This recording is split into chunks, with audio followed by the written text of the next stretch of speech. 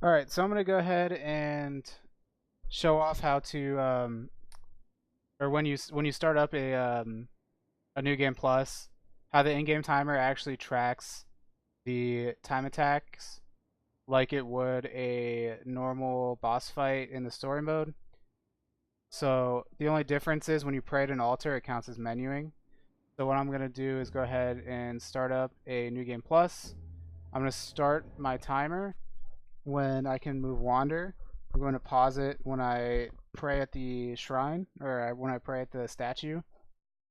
And then I'll just time it like I normally would for a boss during the actual story mode.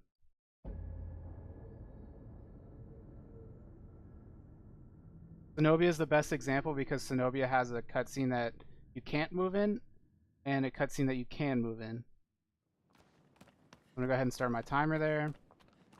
Run to Zenobia. Once I press circle at the altar, or at the statue, I mean, I'm going to go ahead and stop the timer.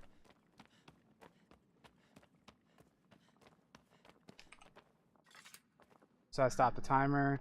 When I hit yes to challenge this Colossus, basically when I spawn back into the fight is when I'll reactivate the timer. So you can see here, I'll even just like let the cutscene play for a bit. I'll hold pause off for a little bit, and then once I start moving, activate the timer. Hopefully I don't mess this up because that was a little janky.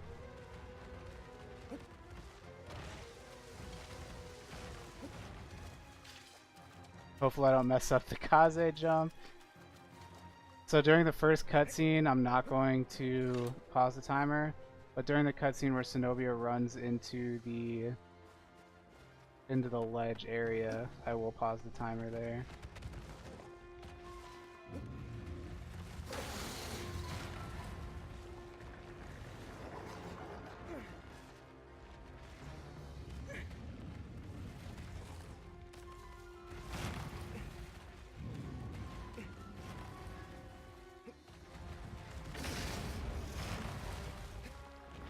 So during this cutscene, not gonna pause at all.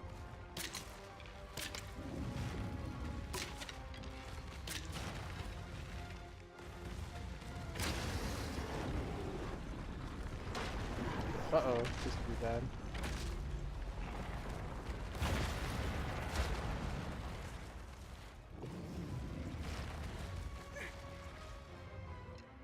And I accidentally stood.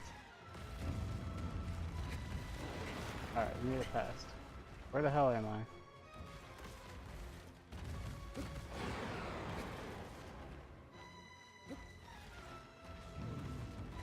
I? Alright. Well, that was just unfortunate. But it's cool, you know. We saved it a little bit.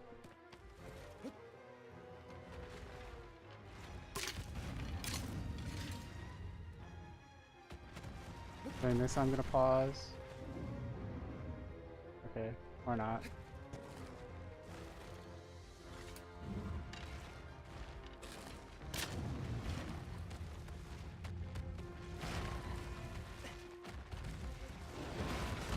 When I have control of Wander again, gonna go ahead and reactivate it.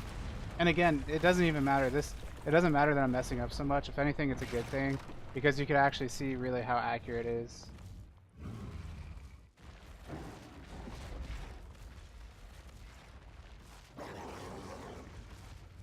I'm gonna activate the timer again. I'll even wait for Zenobia to kind of like turn around towards me.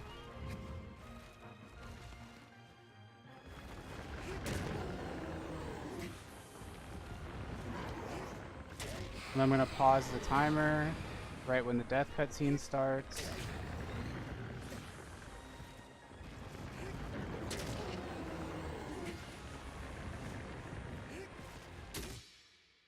Pause the timer. Once I have control of Wander, I'm gonna go ahead and restart it for the tendrils and then stop it again. I restarted a little bit late, so I'll pause it a little bit late. Alright, there we go. 258, roughly.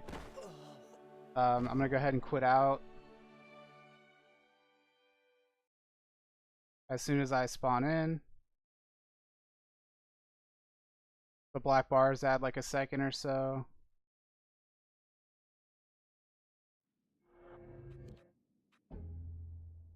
So 258, right?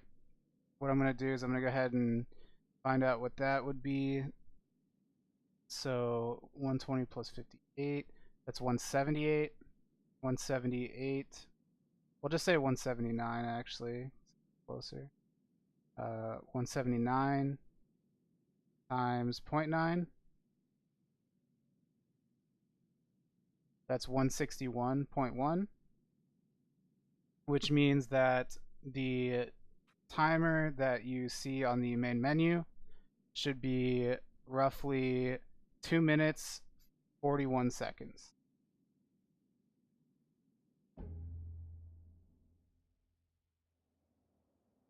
Two minutes 42 seconds.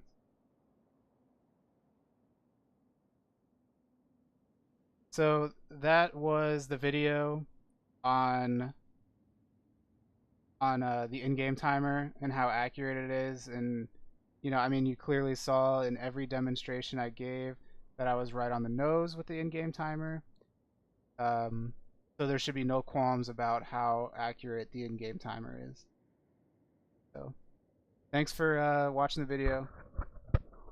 I know it was kind of rough, but I felt like it was a good display of showing the in-game timer.